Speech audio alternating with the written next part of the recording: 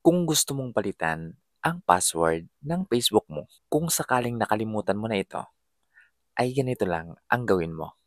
Open mo ang Facebook. I-click ang 3 lines o ang menu icon. I-click ang Settings. I-click ang See More in Account Center. Pumunta sa Password and Security.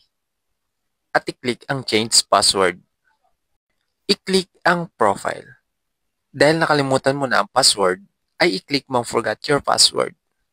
Makikita mo dito ang email at number na nilagay mo sa Facebook. Pumili ka lang dito sa dalawa kung saan isesend ang code. For example, sa Gmail account ko. At i-click ang Continue. Ilagay mo dito ang code, pumunta ka sa Gmail at kunin ang sinend na code. At kapag mobile number naman ang napili mo, ay pumunta sa text message para kunin ang code. At pag nalagay mo na ang code dito, ay i-click ang Continue. I-check mo ang box bago ka mag-set ng bagong password. Para ma-logout na din ang Facebook mo kung saang device nakalagin ng Facebook mo. At pagkatapos ma-check ang box, ay iset mo na dito ang bago mong password.